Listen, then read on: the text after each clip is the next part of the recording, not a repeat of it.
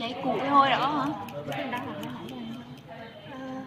Sau khi mà giấy sắt là nóng đỏ thì mình sẽ bỏ vào Đưa nhanh bao vào. bình, đưa nhanh vào bình đường khí có lo.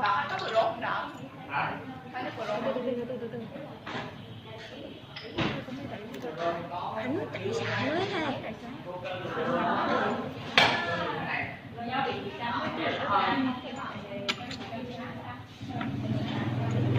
Đây đang hồi chạy thì hè.